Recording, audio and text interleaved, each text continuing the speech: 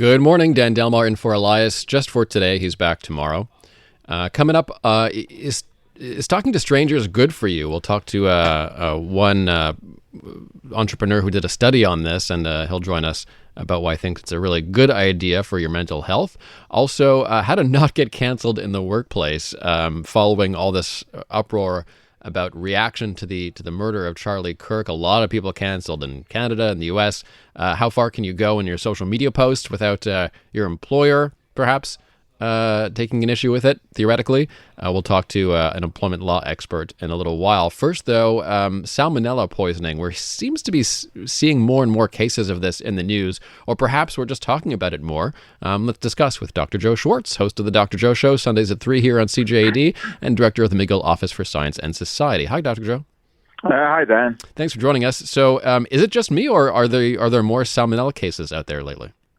Well, I think in one particular area with pistachios, there are more.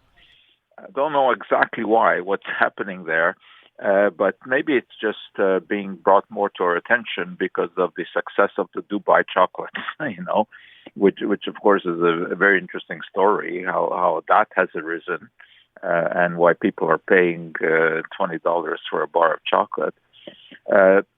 So that has focused attention on pistachios because that's one of the ingredients.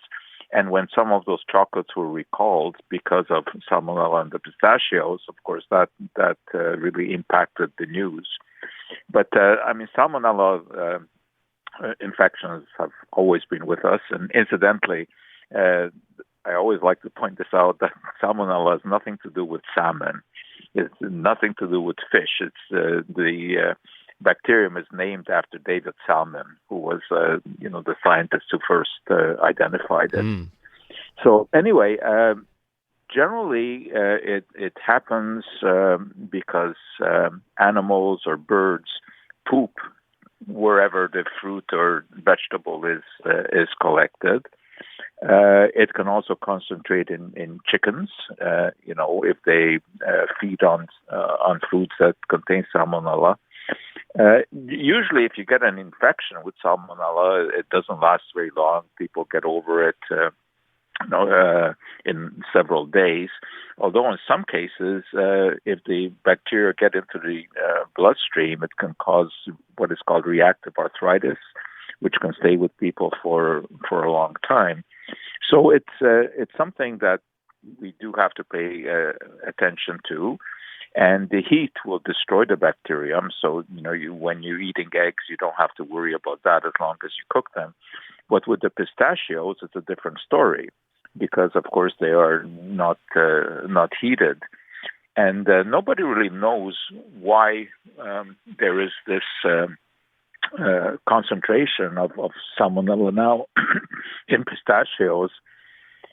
It isn't even clear exactly where the pistachios that have been recalled come from. I mean, most of the pistachios in North America come from California, but the really hotbed of pistachio growing is Iran. But it's impossible to know where any specific batch of pistachios comes from because they don't have the country of origin listed on the label. So it's hard to know where this originates and why pistachios have become contaminated. Now, of course, it's also possible that there always has been this salmonella problem with pistachios, but we didn't really identify it because people weren't consuming pistachios to the same extent as now because of this preponderance of the Dubai chocolate and all the imitation Dubai chocolates that are out there. So the pistachio demand is much greater and people are exposed to more pistachios.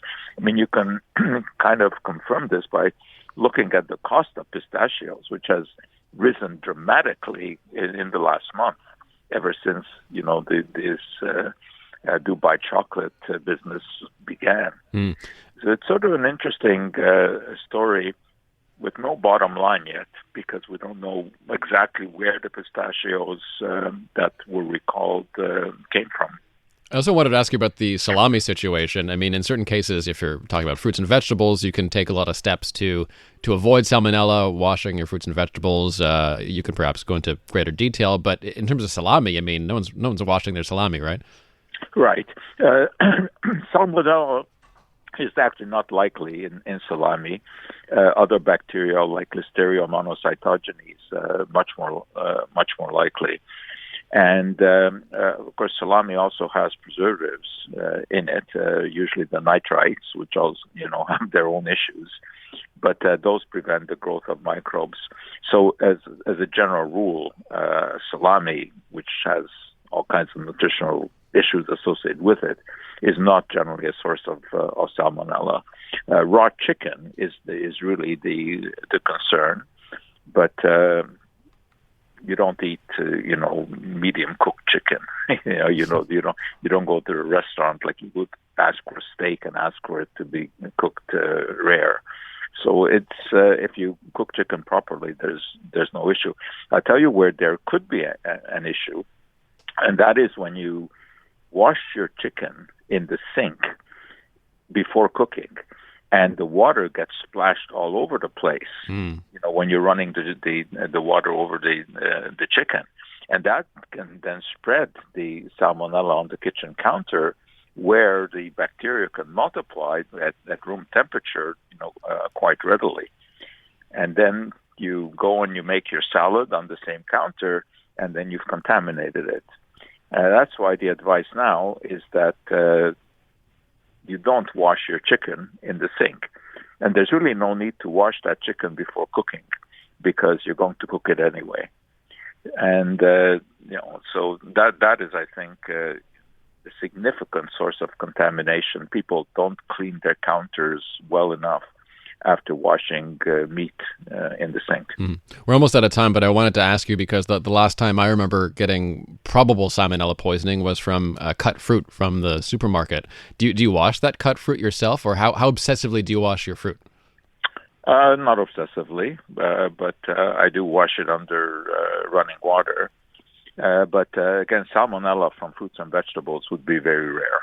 It can, of course, happen. I mean, we had outbreaks, for example, of the shallots, I remember a few years ago, from Mexico, and they never knew exactly what animal pooped there or what person did. That was also that suggestion, that workers who are out all day picking these vegetables don't always go to the bathroom, and they do their business there in the field, and then there's contamination.